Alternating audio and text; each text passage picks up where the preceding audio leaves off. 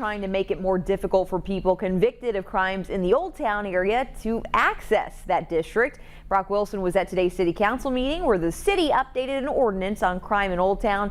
He joins us in studio with a look at some of those changes. Brock?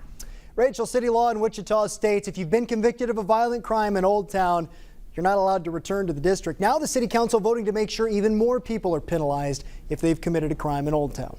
Having another tool in the tool belt to try to keep problem people out of the area while they work on changing their behavior is beneficial. The Wichita City Council making sure if you commit a violent crime in Old Town, you're not welcome back. It would allow the court and my office the opportunity to file additional charges if these mapping restrictions were violated as part of the diversion and deferred judgment. The council updating an ordinance to say even if you're on diversion or deferred judgment, you'll still face fines and jail time if you commit a violent crime in Old Town and return to the district. And we certainly feel that any additional restriction we can place to help people feel safe in that area is important. For the most part, people that frequent Old Town think it's a good idea. I mean, I think if you're convicted of it, then you shouldn't be able to come back. If we're trying to weed out the people who maybe have committed assaults or gun violations or domestic violence, those things. But one person says they hope it doesn't lead to profiling. I would just want to be very cautious about how we approach it and apply it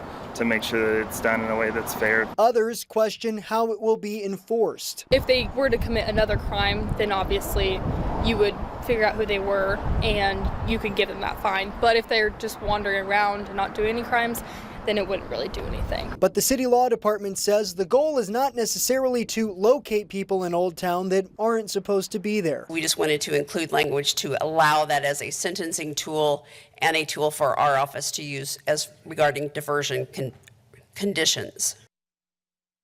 Currently, if you're convicted of a violent crime and you're caught back in Old Town, you'll face a fine of up to $2,500 and up to a year in jail. Rachel? Brock